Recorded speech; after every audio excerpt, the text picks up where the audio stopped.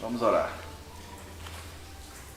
Senhor Deus, nosso Pai, nós te agradecemos, ó Deus, por mais uma semana que inicia. Te agradecemos pela semana que se passou. Te pedindo, ó Pai, que mais uma vez esteja à nossa frente, preparando o nosso caminho, providenciando tudo aquilo que vamos necessitar de acordo com a tua vontade. Abençoa, ó Deus, nossos amigos, nossos parentes, nossos familiares. Atende cada um, ó Deus, de acordo com aquilo que o Senhor tem projetado para a vida de cada um deles. Nos dá a tua palavra, Pai, nos dá entendimento. É o que nós pedimos, agradecidos em nome de Jesus. Eu não vou conseguir ler sem limpador de para-brisa. Tem bastante. Diz a lenda que o limpador de para-brisa foi inventado para ficar pelo lado de dentro, né? Para limpar o embaçamento. Diz a lenda também que foi um português que inventou, mas isso aí eu já não posso acreditar.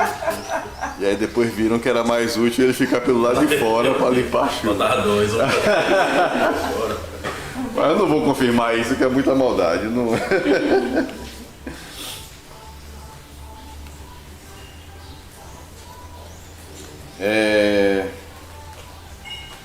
Nós, na semana passada, começamos a falar sobre o amar os nossos inimigos, né? O perdão. O capítulo foi sobre perdão.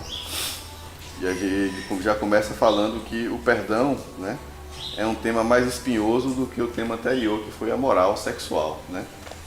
Então ele está aumentando gradativamente o nível de dificuldade. A gente acha que falar de sexo é a coisa mais difícil que pode ter. E aí nesse capítulo ele diz, se você achou ruim falar sobre sexo, esse capítulo vai ser pior ainda, que é sobre perdão, né? E ele fala no final da Segunda Guerra Mundial, e ele dá o exemplo, né, de como perdoar os alemães nazistas, né? Não os alemães de forma geral, porque nem todo alemão era nazista naquela época, né? Aliás, tem um videozinho de uma alemã radicada no Brasil que ela faz stand-up, que é massa, você já viu? Você sabe que eles fizeram um muro para separar alemão de alemão, né? E o problema é que na Alemanha tem uma porção deles.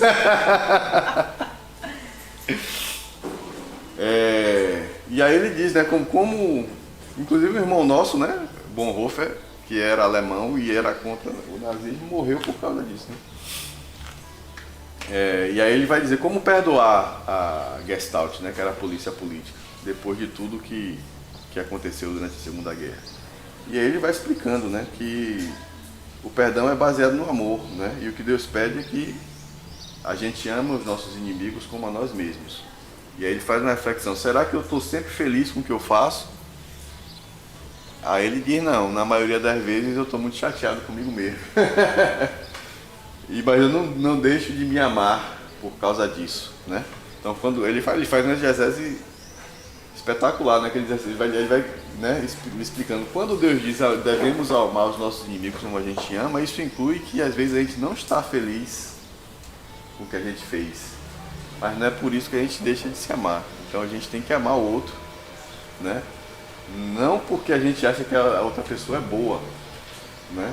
Não porque a gente acha que a outra pessoa é perfeita, passando pano, né? Passando mão pela cabeça em cima dos erros do que o outro cometeu, mas porque o outro é a imagem e semelhança de Deus como eu sou. Então às vezes eu me odeio no sentido de que eu não estou nem um pouco feliz com as coisas que eu fiz, mas aí ele descobre que ele não está, esse sentimento que ele tem é justamente porque ele se ama e sabe que o que ele fez faz mal para ele mesmo, né? Então a esperança que a gente tem que ter no outro não é que o outro morra e se acabe por causa da maldade, é que o outro se arrependa da maldade que cometeu e tenha a oportunidade de se reconciliar com Deus, né? E aí ele vai entrar em outro tema espinhoso agora. Eu até brinquei comigo que ele fala, né, já que você não consegue perdoar os alemães nazistas, né, comece a perdoar a sua mulher, comece a perdoar seu... E aí ele diz, ninguém aprende matemática pelo cálculo diferencial, né? Começa pela aritméticazinha. Então antes de perdoar, né, o maníaco do parque, né? antes de perdoar o maníaco do parque, né? Antes de perdoar Hitler, perdoe seu filho, perdoe seu pai, né? Perdoe sua mãe, perdoe sua mulher, perdoe seu marido. Né? Começa devagarzinho que depois... E aí a gente chegou aqui numa outra parte interessante. Nós paramos nesse... Vamos agora dar um passo além. Vamos agora dar um passo além. No meu é página 255. No meu tá na 117. O meu livro tem 214 páginas, você já tá na 275. Deve estar na letra desse tamanho assim, né?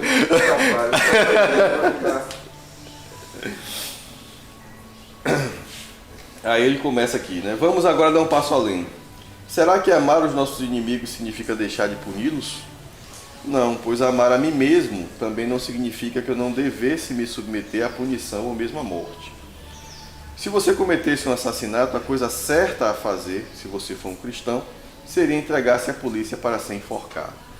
Aí é importante a gente contextualizar, né? A época. A época, né? E as leis que vigoravam na Inglaterra desde a Idade Média, né? Que era do enforcamento, né? Ele obviamente vai falar sobre pena de morte, porque isso era a realidade dele, né? Ele não é contra, explicitamente ele não é contra a pena de morte, principalmente porque é uma lei que era vigente no país dele naquela época, né? Hoje, por exemplo, nos Estados Unidos, que também tem pena de morte, nem todos os estados admitem a pena de morte, né? Alguns sim, outros não, né? O sistema federativo deles é um pouco diferente do nosso, né? Os estados são um pouco mais independentes do que aqui. Então há a possibilidade de um estado exercer a pena de morte e outro não, e mesmo assim você sempre tem o último recurso, que é o perdão, né? O perdão, no caso dos Estados Unidos, que é uma república, é o perdão do governador do estado. Ele tem a prerrogativa.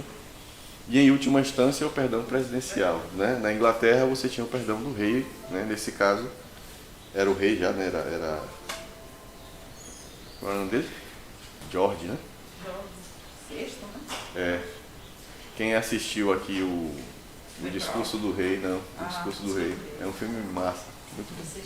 E é nessa época, né? E a Rainha Elizabeth aqui já existia.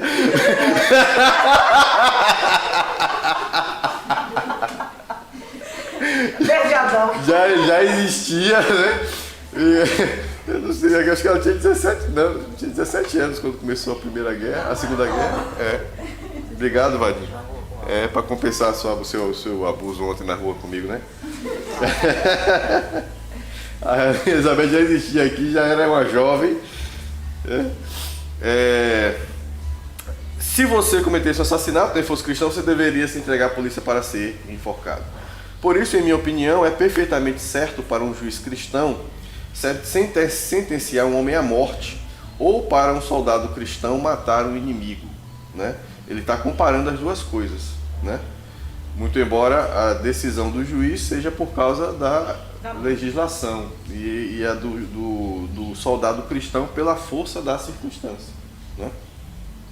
Sempre pensei assim desde que eu me tornei cristão e muito antes da guerra, e continuo pensando assim, mesmo agora que estamos em paz. Não adianta ficar citando não matarás. Há duas palavras gregas, a palavra comum para matar e a palavra para assassinar.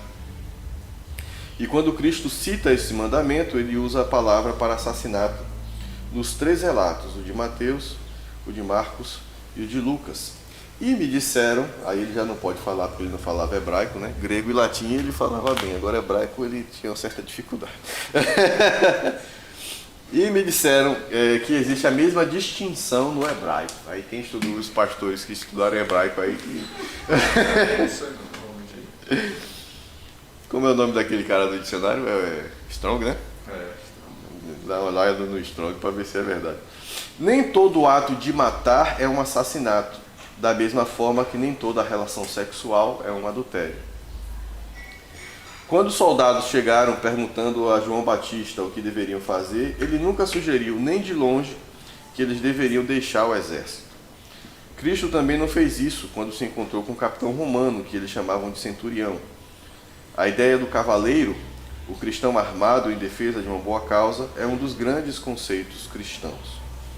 A guerra é algo horrendo e posso até respeitar um pacifista honesto, apesar de achar que ele está redondamente enganado. O que não posso entender é aquela espécie de semi-pacifismo de hoje, que dá às pessoas a ideia de que, diante do dever de lutar, você deveria fazê-lo contrariado e até mesmo envergonhado, né? A posição dele é bem clara, né? Tem outro filme bom também, que chama Até o Último Homem, né? Ele apresenta uma oposição de consciência, e é um caso real, né? Ele vai fazer todo o treinamento no exército americano durante a Segunda Guerra Mundial, vai para o combate sem arma, ele serve no corpo de médicos, né? Esqueci o nome dele, quem faz é Andrew Garfield. Ele faz isso, ele era adventista, né? E os adventistas são pacifistas ao extremo, né? Os jeovistas nem servem, né? Se recusam a seguir. E não sei se os adventistas chegam a esse caso também. Alguns mais radicais nem servem ao exército. E se você observar a história do povo hebreu, né? Logo depois de Jesus, de Deus, né? Da lei, e dizer não matarás, depois você vai entrando em Canaã e não vai deixar uma alma viva, né? A gente precisa, obviamente, entender isso dentro do contexto histórico, né? O próprio Bonhoeffer, na Segunda Guerra, ele participa da Operação Valkyria, que tem um filme com Tom Hanks no papel do capitão nazista, capitão alemão, na verdade. Ele não é nazista, ele é um herói de guerra do exército da Alemanha. Ele foi ferido na África. Ele era coronel, na verdade, do Afrika Korps. E aí ele é ferido, perde um olho, perde quase os dedos todos de uma mão na campanha da África. E ele entende que Hitler é o maior mal para o povo alemão naquele momento. Ele organiza um complô que chamava Operação Valkyria, que tinha o objetivo de matar Hitler. Só que a bomba falha e Hitler não morre. E aí vai todo mundo preso e morto, e Bonhoeffer estava nesse meio aí. Eu acho que Cristo traz uma nova visão para a gente, né, a respeito disso. Aí também é minha opinião particular, mas eu também não compreendo que eu não deva usar a força quando ela é absolutamente necessária, né? Por exemplo, na defesa da minha família, né, inclusive é minha obrigação moral e religiosa usar o que for necessário para defender a minha mulher e meus filhos, né? E no caso de como, né, membro de uma nação, de um povo, né, eu devo, como homem, não digo nem, não estou dizendo que as mulheres não devem ter as suas atividades militares, mas eu estou falando, como eu falei semana passada, né, eu nunca fui mulher, eu não sei, não tenho esse lugar de fala. Eu não tenho esse lugar de fala, eu falo por mim, né? Eu como homem entendo que eu tenho a obrigação de defender a minha comunidade. Da mesma forma que eu tenho o dever moral e religioso de defender a minha família, eu tenho a obrigação moral de defender a minha comunidade, né? Quanto relação à pena de morte, isso é outra história, aí a gente já pode discutir, mas em relação ao que ele está falando, né? De Vevel, que graças a Deus se aposentou, não foi, Vevel? Mas teve uma vida toda lutando aí contra bandido, né? Eu li um relato naquele livro A Elite da Tropa, de um capitão do BOPE que era crente, né? E ele subia ao morro e pregava o evangelho. Se o cara se convertesse, o cara não morria, que tinha virado irmão. Ele não deixava de ser BOPE, mas era BOPE crente.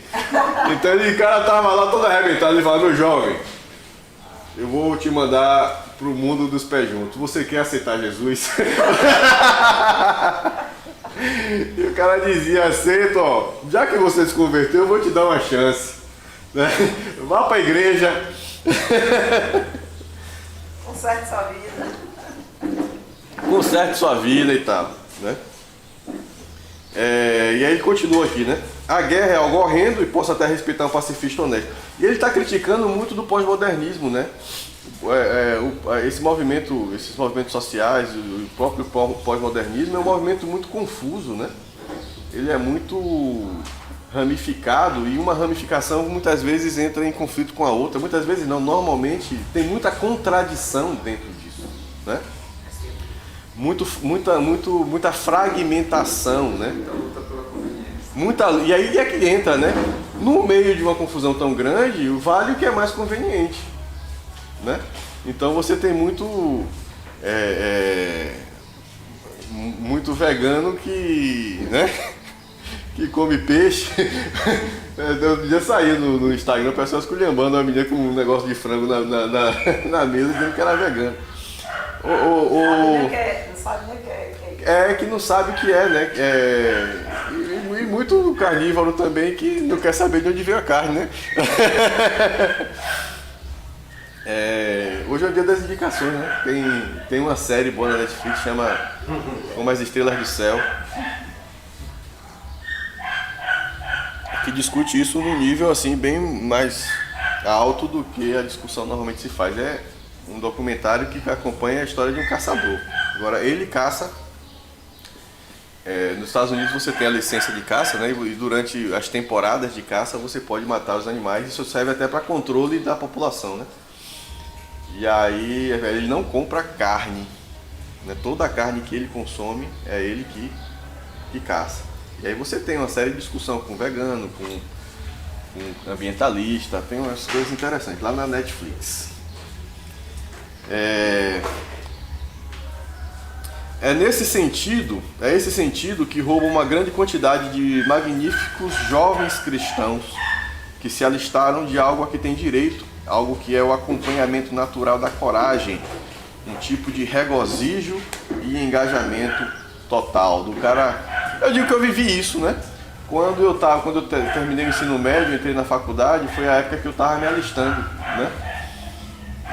E a primeira coisa que eu falei, rapaz, eu não vou servir o exército nunca, né? Mas por conta ainda, né, da ditadura, né, da imagem que a minha geração tinha do exército, por causa disso, da força do militarismo, aí eu falei, eu não vou servir o exército nunca. E aí como eu já estava na faculdade na época, eu fui fazer o NPOR, né, o teste para o NPOR. E aí o tenente que foi me avaliar, ele era até o primeiro que chegou foi dentista. Chegou para me avaliar, fazer exame bucal, perguntou, e aí, velho, vai engajar, vai servir? Eu falei, não quero servir não. Aí depois veio o oficial que estava no comando do alistamento lá, para preencher a fichinha. É voluntário? Eu falei não. Aí fiz os exames todos lá no 19BC, botaram a gente para correr 2 km. Esperou dar 12h30 da tarde, velho. Mandaram a gente chegar às 6 horas, eu cheguei às 5h30 da manhã no 19BC. Aí chamaram a gente 9 horas da manhã, porque eu tinha 9 horas da manhã na porta do quartel. Chamaram a gente 9 horas, enrolaram, quando deu 10h30, vamos fazer o teste físico. 12h30. Aí pronto, não servi e tal. E depois eu vi alguns amigos que serviram, inclusive na faculdade, que fizeram o próprio NPOR, que tiveram uma experiência interessante, né? De viver numa outra realidade, né? E é mais ou menos, não é exatamente isso, que ele está falando de você, não só servir o exército, como ir para a guerra, defender o seu país, correr o risco de morrer, né? Eu servi. E isso ele diz, é algo que muitas vezes essa visão enviesada, né? Muitas vezes ideológica, tira da gente algumas oportunidades, né? A gente tem preconceito em relação a isso. Imagino que alguém pudesse levantar... eu adiantei. Muitas vezes me peguei pensando como teria sido se, na época em que servi na Primeira Guerra Mundial, eu e algum jovem alemão matássemos um ao outro ao mesmo tempo e nos encontrássemos logo depois da morte. Não consigo imaginar que algum de nós sentiria um pingo de ressentimento ou qualquer constrangimento. Penso que teríamos, na verdade, caído no riso juntos. Imagino que alguém pudesse levantar a seguinte objeção. Bem, se me permitem condenar os atos do inimigo, puni-lo e matá-lo, que diferença poderia haver entre a moralidade cristã e a visão comum? Ele expôs a situação e agora ele vai refutar as possíveis objeções, né? Faz toda a diferença, a pergunta, né? Lembre-se que nós cristãos pensamos que as pessoas vivem para sempre, né? E essa é a grande diferença. Portanto, o que realmente importa são aquelas pequenas marcas ou distorções na parte de dentro, no âmago da alma, que irão transformá-lo no longo prazo em uma criatura celestial ou infernal. Mais uma vez ele fala que o problema não é a ação.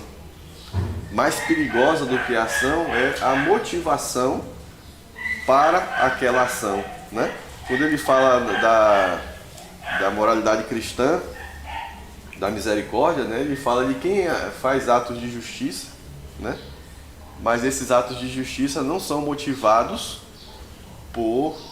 pelos sentimentos corretos, né? Você, por exemplo, doa anualmente R$1 milhão para a instituição de caridade e depois bota isso no jornal. Não faz sentido, né? Você não é melhor do que ninguém, muito pelo contrário, né? E aí ele fala mais uma vez, ó, o problema não é a morte, né? Não é provocar a morte do outro ser humano, mas o que é que está por trás disso tudo? Podemos até matar se for necessário, mas não devemos alimentar o ódio ou curti-lo. Podemos até punir se preciso for, mas não devemos ter prazer nesse ato. Em outras palavras, algo dentro de nós, o ressentimento, o desejo de revanche deve ser simplesmente aniquilado. Não quero dizer com isso que alguém seja capaz de decidir que jamais vai ter tais sentimentos de novo, mas não é assim que as coisas funcionam.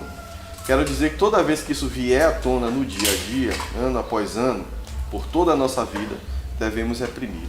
Ele fala também, né, que ele sabe que ele nunca vai ser perfeito, mas ele nunca pode se contentar com nada menos do que a perfeição.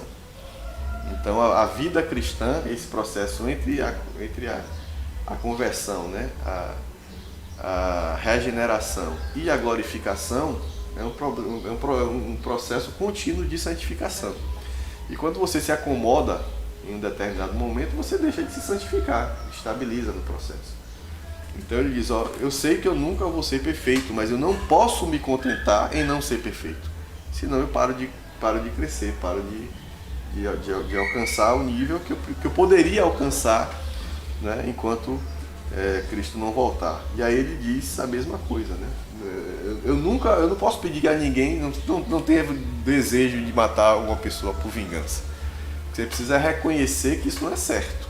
E toda vez que isso acontecer, você tem que reprimir esse sentimento e tentar esfriar a cabeça e restabelecer a sua sanidade. Trata-se de um trabalho árduo, mas que não é impossível. Mesmo se a guerra nos levar a matar e a punir, o nosso dever é sentir com relação ao inimigo o mesmo sentimento que teríamos conosco. Ele voltando ao texto bíblico de amar ao seu próximo como a si mesmo. Desejando que ele não fosse mal, esperando que ele possa, nesta vida ou na próxima, ser curado. Em suma, desejar-lhe bem. Eu não sei bem se o anglicanismo tenha o dogma do purgatório, né? Porque ele fala ser curado nessa ou na próxima vida, né? A gente entende que se não for nessa vida, não vai ser mais nunca. Mas o catolicismo tem o dogma do purgatório. O anglicanismo é muito próximo do catolicismo, né? Apesar de ser uma religião protestante. Mas tem uma estrutura muito mais próxima do cristianismo católico do que do cristianismo reformado. É isso que a Bíblia... Bom, estava onde aqui? Nessa vida e na próxima, né? Isso. Só que eu não estou achando nem nessa próxima vida ou na próxima. Não posso nem lhe dar a dica da página. Pronto.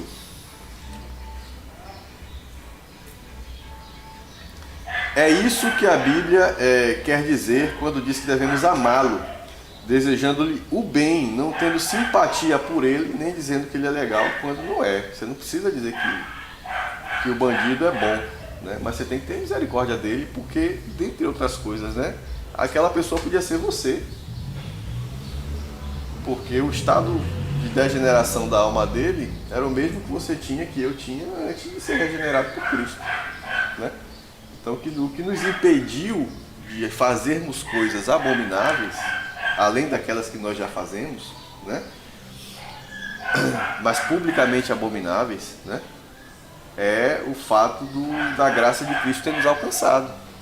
Então a gente sempre tem que olhar para o outro, que é o que ele está dizendo aqui, como a gente olha para a gente. Eu sei que eu não sou perfeito, mas eu não quero morrer, né? Eu fico com raiva de mim porque eu faço coisas que eu sei que são ruins.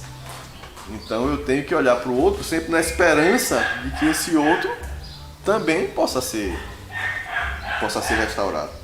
Admito que isso significa que devo amar pessoas que não são nada amáveis. Mas pergunto-me, será que nós mesmos temos algo de amável? Ou nos amamos porque na verdade amamos nosso eu?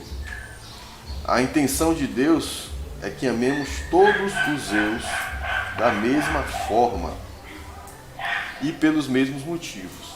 Mas Ele já nos deu o resultado certo da conta para depois nos ensinar como ela funciona. Então primeiro ele diz, ó, eu tenho vontade de fazer isso numa prova, viu? Botar aqui, ficam dizendo, professor, por que isso, por que aquilo, né? Botar todos os resultados, ó, a questão da tal, eu não quero o resultado, eu quero... porque você anulou minha questão por causa de meio ponto. Eu falei, meu jovem, não é meio ponto, né? Foi a besteira que você escreveu antes, que você...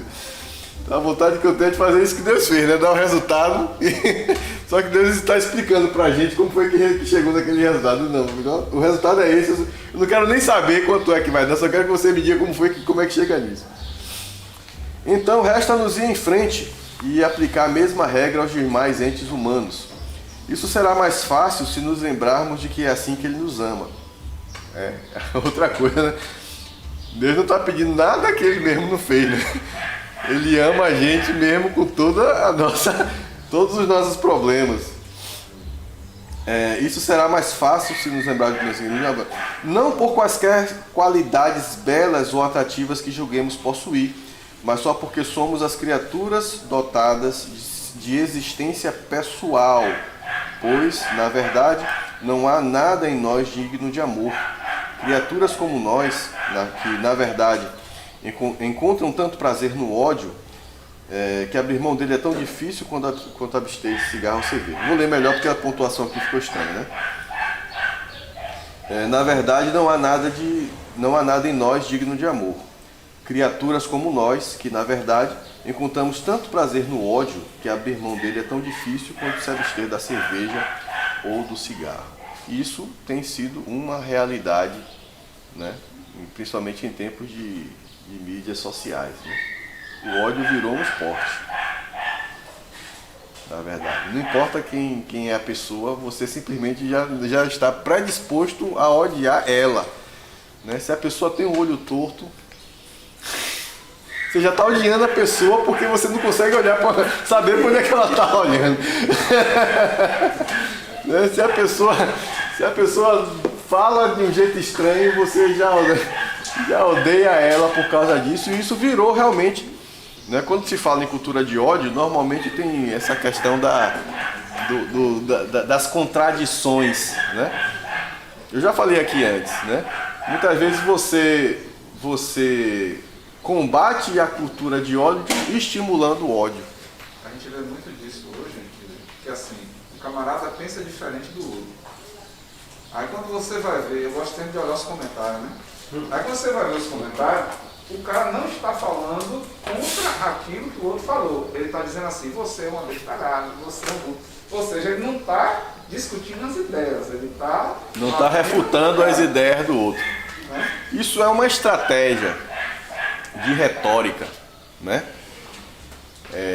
Se eu não me engano, o Olavo de Carvalho usa muito isso. Eu até em um dos seus livros nunca li nada dele, né? Mas já vi alguns comentários, então não posso afirmar se é verdade ou não, mas dizem que alguns livros dele, inclusive, ele discute a relevância dessa estratégia, né? Que é você deslegitimar o seu opositor, porque aí você não precisa ter o trabalho de refutar os seus argumentos. Então basta você dizer que aquela pessoa não é uma fonte confiável ou alguém que não deve ser ouvida, porque pronto, você não precisa ter o trabalho de elaborar uma resposta para os argumentos da pessoa. E é algo que isso já não é novo, né? Mas que com as mídias sociais hoje é o que você tem de mais comum.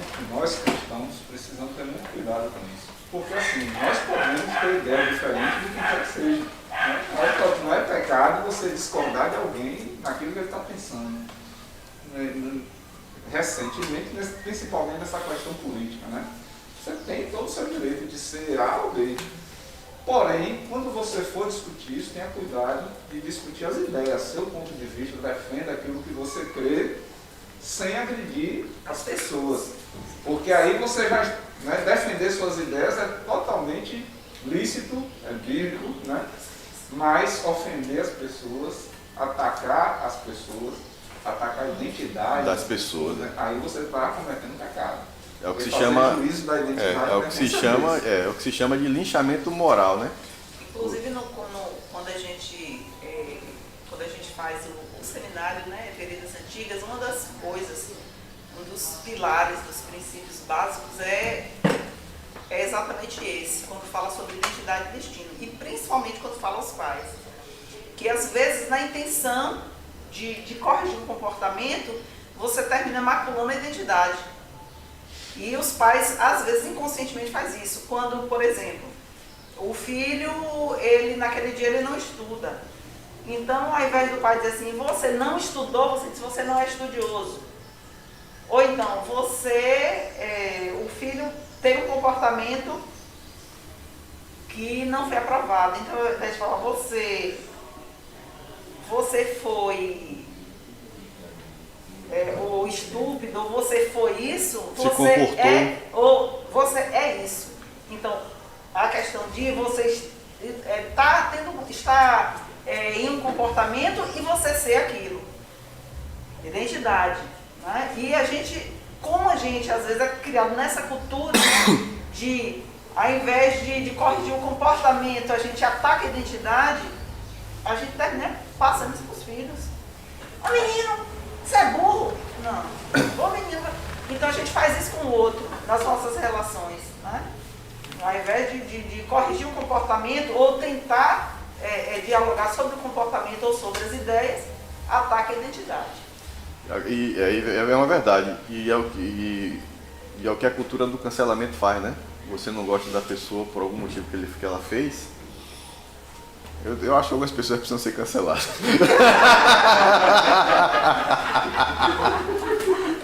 Mas virou também baderna, virou. Eu não gosto de você, eu te cancelo. E aí entra uma coisa que o pastor falou, né? Que é uma implicação profunda, né? Para eu ter argumento para defender alguma ideia, eu preciso saber que ideia é essa. Muitas vezes eu nem sei qual é a ideia que eu estou defendendo. Eu vou no bolo, né? O que é conveniente hoje para o meu grupo é conveniente defender isso e atacar aquilo, mas eu nem sei o que é que eu estou defendendo e muitas vezes nem sei o que é que eu estou atacando. Eu só estou indo na maré, comportamento de manada, né? E a gente não é manada, a gente é rebanho, é diferente. Manada e rebanho são coisas diferentes, né? Manada é elefante. A gente acaba indo junto, porque todo mundo do meu grupo faz, eu faço.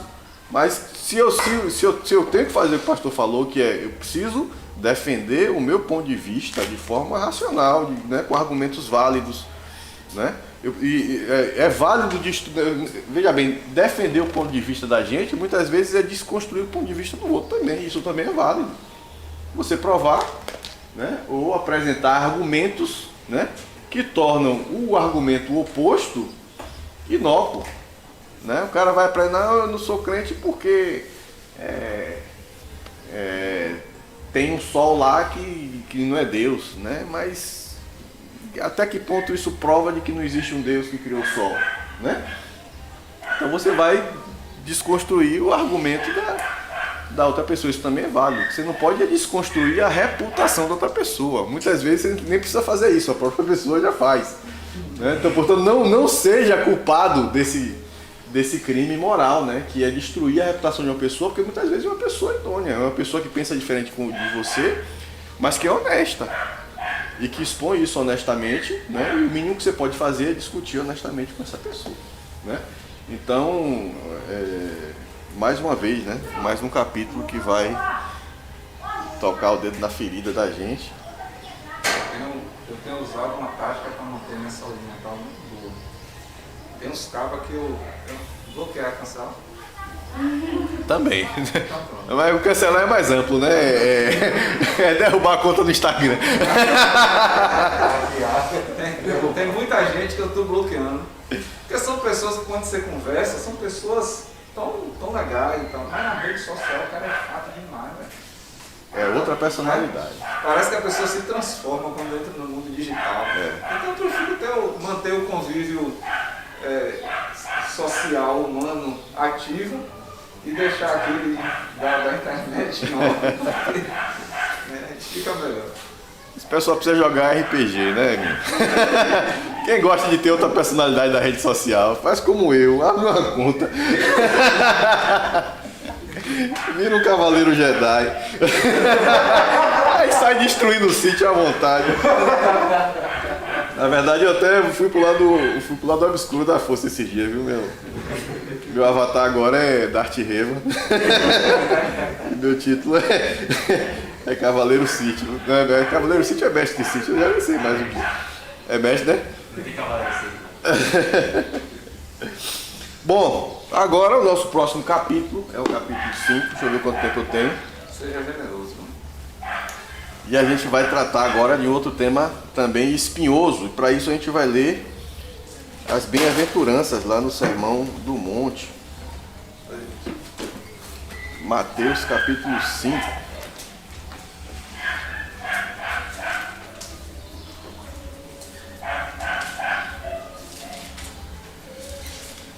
Eu vou ler do 2 ao 9.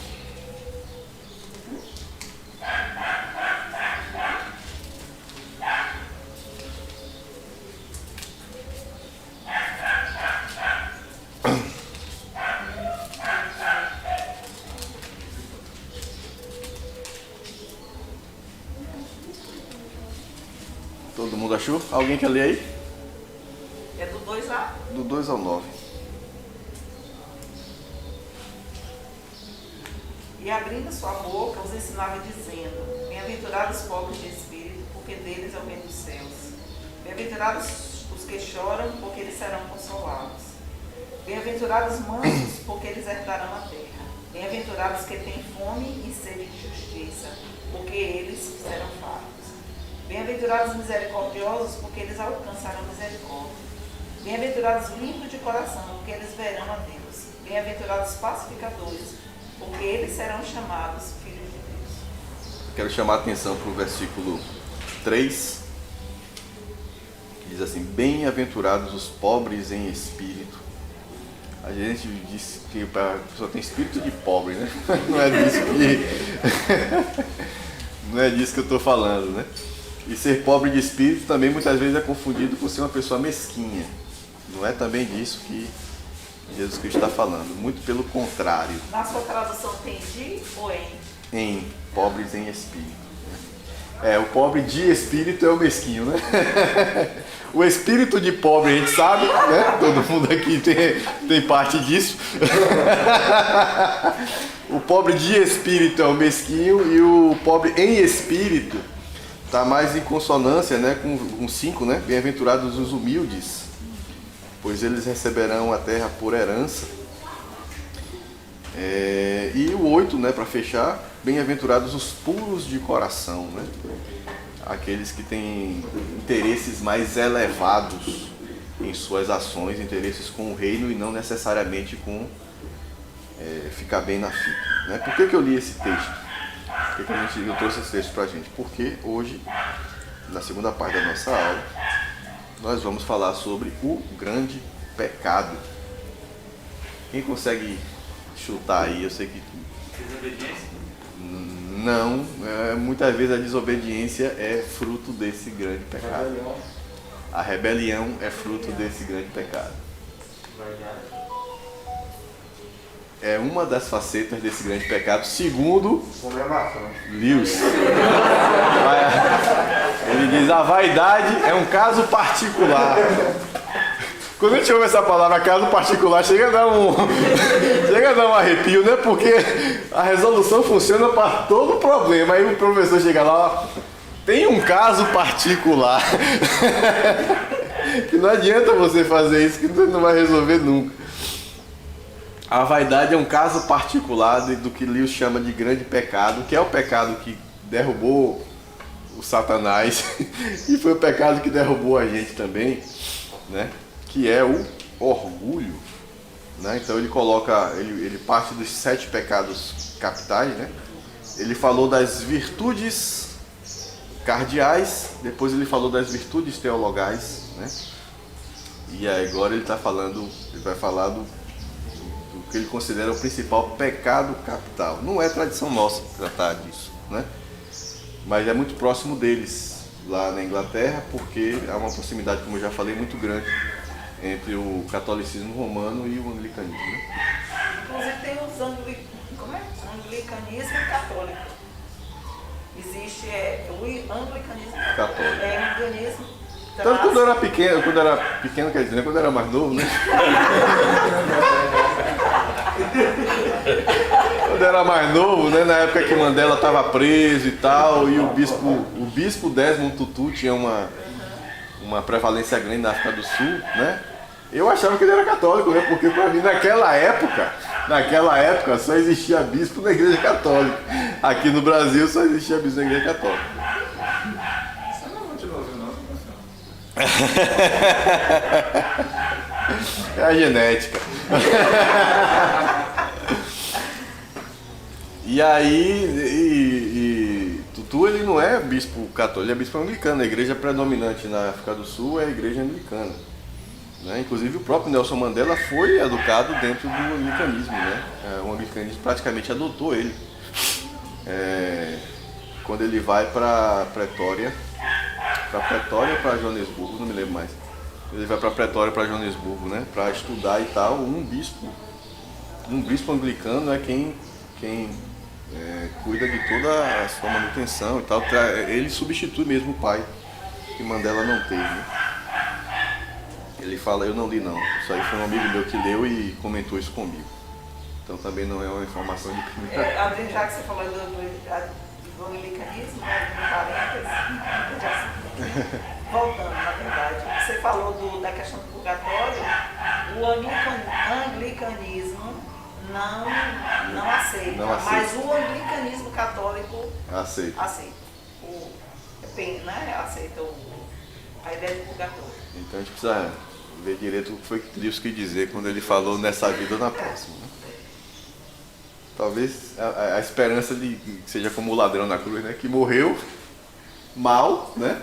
Não teve oportunidade de se regenerar, de se tornar uma pessoa melhor por causa do Evangelho em vida, né? Mas vai ser aquele caso que Paulo fala aos Romanos, né? Salvo como de incêndio, né? Chega lá só nem com a roupa. Até a própria influência dele ainda ligado aos conceitos católicos.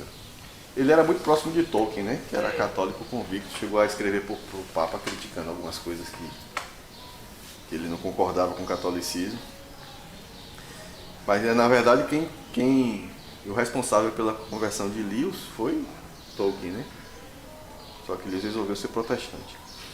Bom, o grande pecado, ele começa já dizendo aqui, ó: estou chegando agora àquela parte da moral cristã que vai distingui-la mais nitidamente de todas as outras morais. Há um vício no qual ninguém no mundo está livre, que todas as pessoas no mundo abominam quando o notam na outra pessoa, e de que dificilmente alguém, exceto um cristão, jamais se imagina culpado por esse vício. E ele vai explicar por que o cristão tem que se sentir culpado. Já ouvi pessoas admitirem que são mal-humoradas ou que não conseguem se controlar com relação às mulheres ou à bebida, ou até mesmo que são covardes. Acho que nunca vi um não cristão assumir esse vício, né, que ele está se referindo. E ao mesmo tempo, raríssimas vezes encontrei alguém que não fosse cristão mostrar-se tolerante com relação a esse vício nos outros. Então ele está dizendo que normalmente quem não é cristão não admite que tem esse vício. O cara pode admitir que é adúltero, que é viciado em sexo, em pornografia, em álcool, em cocaína, né? Em qualquer coisa, mas ele nunca admite que tem esse vício. Mas quando ele percebe esse vício na outra pessoa, ele condena. Não há defeito que torne uma pessoa menos popular e nenhum do qual tenhamos menos consciência do que esse vício. E quanto mais nós o temos, mais o detestamos nos outros. O vício a que me refiro é o orgulho ou a presunção. E a virtude oposta a ele, na moral cristã, é chamada de humildade. Você deve se lembrar de que quando falei da moralidade sexual, eu o alertei para o fato de que ela não era o centro da moral cristã. Ele fala isso e a gente comentou isso profundamente naquela aula, né? Como não só entre os cristãos, mas como de forma geral, o sexo se tornou o centro da vida humana. E boa parte das desavenças que a gente tem com não cristãos é porque nós também achamos isso, né? E como a nossa moralidade cristã, a nossa moralidade sexual é bem diferente da moralidade sexual contemporânea, isso se torna um problema que já nos levou, como comunidade cristã, às vias de fato muitas vezes, né? Conflitos públicos, né, e extremamente desagradáveis em vários espaços, né? E ele está dizendo, a gente está talvez exacerbando um tipo de pecado e ignorando pecados que são tão perigosos quanto, talvez mais, e nós estamos admitindo isso, né? Sem questionar, sem esbravejar, sem espernear. Né? A gente aceita alguns tipos de pecado, mas não aceita outros. E, como ele está dizendo, esse pecado, por exemplo, ele é potencialmente mais perigoso do que o próprio pecado sexual, porque ele está na base de tudo. Mais uma vez, reforçando o que ele fala, não é a ação em si, muitas vezes, é menos preocupante do que o que gera aquela ação. Diga, Lucas. Se você parar para analisar o João fala, não é o mesmo mundo que o mundo lá, aí ele fala depois do que é o mundo. Ciência da carne, ciência dos olhos, soberba da vida. Se você for parar para observar, é tudo girando em torno do orgulho. Exatamente. Se eu sou soberbo, a soberba é porque meu orgulho. Se eu cobiço algo de alguém, é porque eu queria ter aquilo para minha soberba. Ele vai falar isso aqui. Ele vai dizer, ó, só adiantando que pode até ser que não dê tempo, né? Ele vai dizer, ó, a avareza é um pecado grave, mas muitas vezes a avareza é uma consequência do orgulho. Não necessariamente. A pessoa pode ser avarento porque... Não ser orgulhoso? Não, a pessoa pode ser avarento porque ele teve uma infância difícil e ele não quer passar dificuldade. Resultado de traumas. Né? Então, assim, ele tem dinheiro para ir no cinema, mas ele não vai. Né? Porque aquilo não vai fazer. Né? Ele está na rua, quer tomar um cafezinho e não toma. A escassez do passado faz. A escassez do passado, né? Na minha família, a gente tem exemplos disso, né? Por exemplo, meu sogro passou por. E eu não estou dizendo que ele é avarento, mas na verdade é uma questão muito pelo contrário. Ele veio passar o fim de semana aqui em casa, né?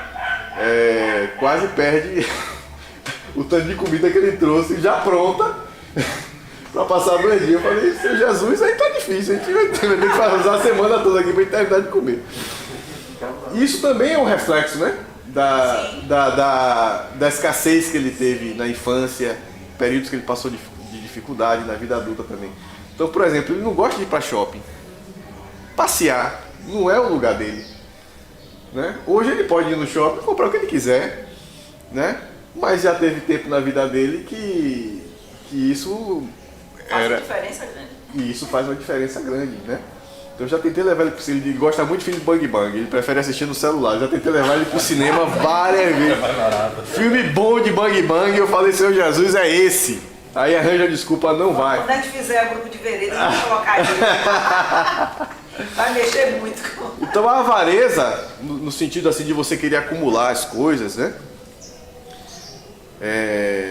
Pode vir também, né? A pessoa pode não só ficar traumatizado, né? E às vezes gastar mais numa coisa, mas simplesmente não gastar com nada. Mas a avareza pode ser fruto também do seu orgulho, porque você não quer ter muito. Você não quer ter o suficiente e nem muito. Você simplesmente quer ter mais do que todo mundo. Saciado. Que é o mal da nossa geração, né?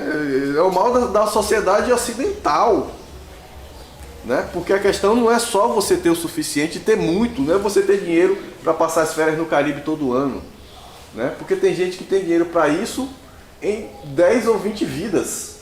É você ser a pessoa mais rica do seu bairro, é você ser a pessoa mais rica da sua cidade, é você ser a pessoa mais rica do mundo. Ou do seu feed, né, hoje? Ou do seu feed, De acordo com os mestres cristãos, o pecado capital, o mal supremo é o orgulho. A falta de castidade, a raiva, a avareza, a bebedice e tudo mais são meras fichinhas em comparação. Foi pelo orgulho que o diabo se tornou o diabo. O orgulho leva a todos os outros vícios. Trata-se do estado de mente completamente contrário à de Deus. Então a mente orgulhosa é uma mente completamente contrária à mente divina, que é completamente...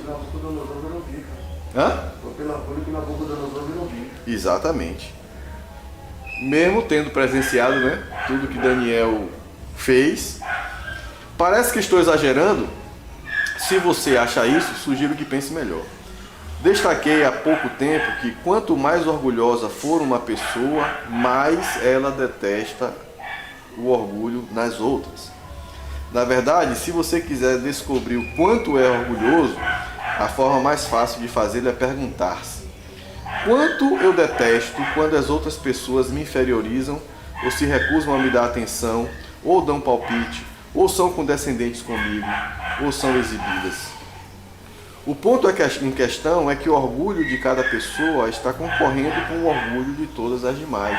Então até nisso, o orgulho é orgulhoso. Até nisso, né? É porque eu quis ser o destaque na festa que estou tão chateado que outras pessoas não tenham sido. Dois bicudos não se bicam. Ele tá como é que chama? Ironia, né? Com o ditado que é dois bicudos não se beijam. Né? Dois bicudos não se bicam. O que essa frase evidencia é que o orgulho é essencialmente competitivo e o é por sua própria natureza. Enquanto os demais vícios são competitivos apenas, por assim dizer, por acidente, a pontuação ficou ruim. O orgulho é essencialmente competitivo, enquanto os outros demais vícios são competitivos apenas por acidente. E ele vai explicar. O orgulho não tem prazer em ter algo, mas apenas em ter mais do que o próximo. Dizemos que as pessoas são orgulhosas de serem ricas, ou inteligentes, ou belas, mas elas não são. Elas se orgulham de serem mais ricas, mais inteligentes e mais bonitas do que os outros. Se todo mundo se tornasse igualmente rico, inteligente e bonito, não haveria do que se orgulhar. Já reparou como isso, né, é bem o pensamento ocidental? Né?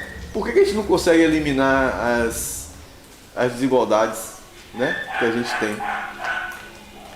Está tendo tanto orgulho que o pessoal criou uma nova palavra para ele: desumilde. Desumilde. Óbvio que tudo isso é consequência da queda, né? Mas esse pecado que nós, né, adquirimos com a queda, sem dúvida está por trás dos grandes males da nossa civilização. Uma vez que o elemento da competição tenha sido a comparação que faz uma pessoa orgulhosa, o prazer de estar acima dos demais. Uma vez que o elemento da competição tenha sido eliminado, o orgulho também o será. por essa razão, o que sustenta que o orgulho é essencialmente competitivo.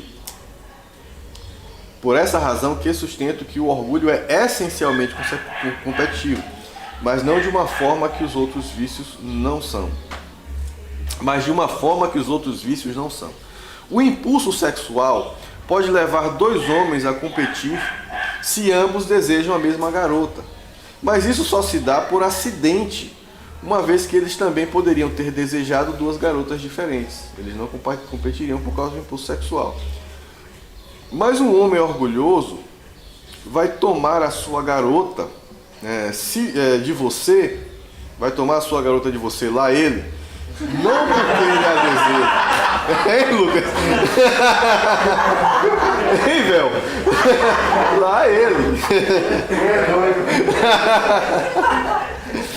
O orgulhoso vai tomar a sua garota de você não porque ele a deseja, mas apenas para provar a si mesmo que ele é mais homem do que você.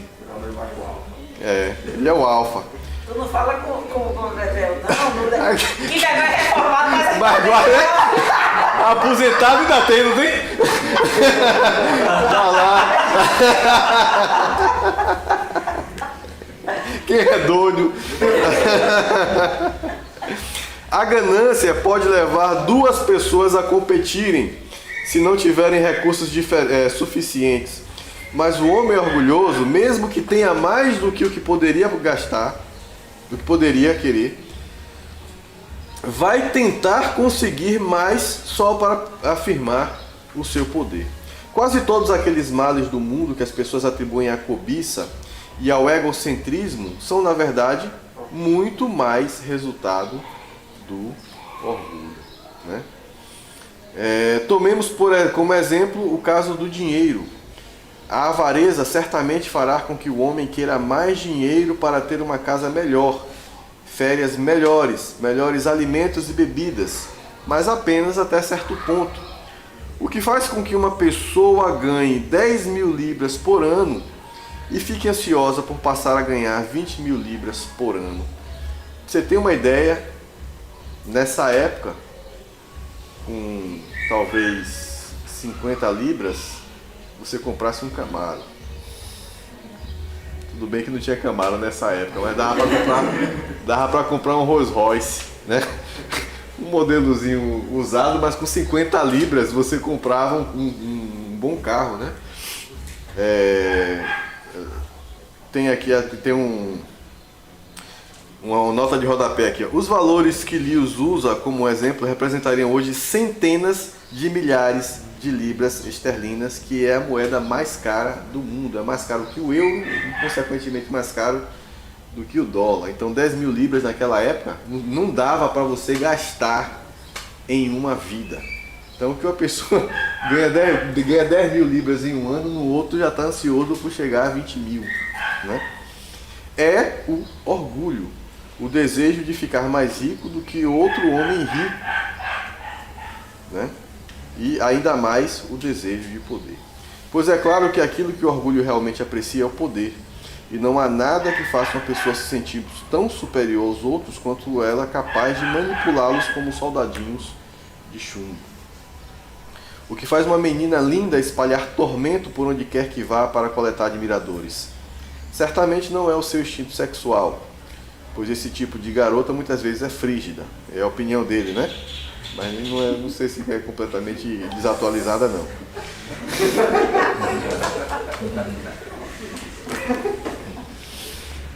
É o orgulho o que faz com que o líder político ou toda uma nação busque ampliar cada vez mais seus domínios e suas reivindicações. Mais uma vez, o orgulho. O orgulho é competitivo por natureza e é por isso que cada vez vai mais longe. Se é o caso de eu ser um homem orgulhoso, então, enquanto houver outro homem em todo o mundo que seja mais poderoso, mais rico ou mais inteligente do que eu, ele será meu rival e meu inimigo. Repare que muitas vezes a gente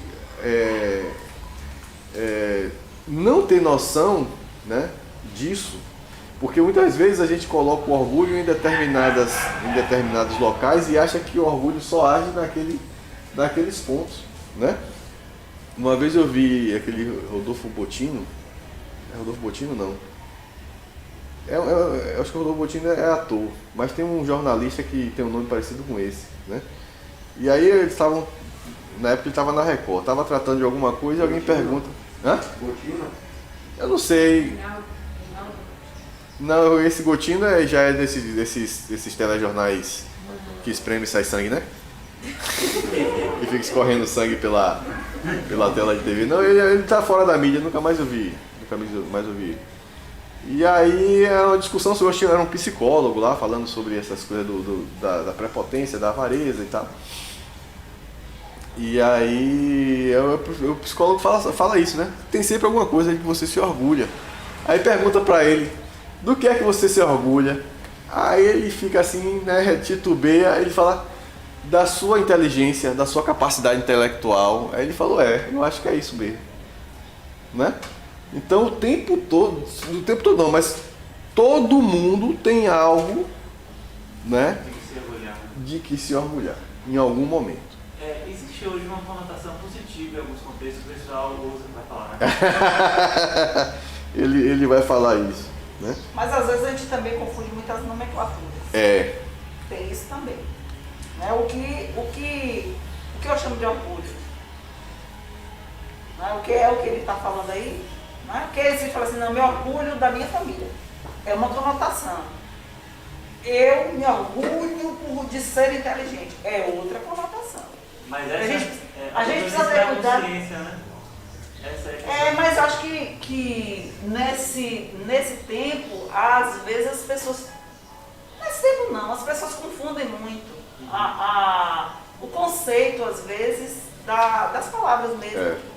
E conceito mesmo. E aí coloca em contextos equivocados. Você diz assim, eu quero dar orgulho à minha família. Sim, por exemplo. Meu filho é motivo de orgulho, né? Ele vai além dessa discussão. Sim. Ele vai reconhecer que há uma diferença na compreensão do termo, e ele vai explicar que o termo pode ser utilizado em consequências diferentes, mas independente da forma como esse termo é usado, sempre dá margem para esse significado, né? Por exemplo, por que eu tenho orgulho de meu filho? Porque ele virou uma pessoa boa, porque ele é feliz, porque ele é uma pessoa que útil na sociedade, ou porque ele é melhor do que os filhos filho do meu vizinho, melhor do que os filhos das pessoas que eu conheço, pelo menos dentro daquilo que eu considero um bom filho. Entende? Tem mais 10 minutos aí para encerrar. Vou terminar então. Os cristãos estão... Cadê? Parei aonde? Os cristãos estão certos. O orgulho que vai vir da por tá. 91. Os cristãos estão certos. O orgulho tem sido a principal causa da desgraça em todas as nações e todas as famílias desde a criação do mundo. Outros vícios podem às vezes reunir pessoas. Por exemplo, você pode encontrar camaradagem e risos e gentileza em meio a pessoas bêbadas ou devassas. Mas o orgulho sempre significa inimizade. As pessoas, né? Quem não já viu uma visgueira na vida, né? Tem sempre lá um monte de gente de pé inchada lá de manhã cedo, esperando o dono do bar abrir. Se desgraçam juntos, mas está todo mundo lá na camarada. De vez em quando sai uma facada, mas nada que abale a amizade do pessoal. Né? Ver aquele vídeo, os caras brigando e depois se abraçando. Eu vi também. Se tem álcool, bicho, pode ter certeza que vai ter de tudo. Desregrado, né? E não apenas inimizade entre pessoas, mas inimizade para com Deus. Em Deus, você se depara contra algo que é incomensuravelmente menor. Olha como ele constrói a linha de raciocínio, né? De por que o orgulho é tão nocivo. Ele vai dizendo primeiro que o orgulho é competitivo, que ele é competitivo, que você quer sempre ser melhor. Se você quer sempre ser melhor, você não tem limite. E aí ele diz, olha, aí você se depara com Deus, que é incomensurável maior que você. Se você é uma pessoa orgulhosa, naturalmente você vai ser inimiga dessa pessoa.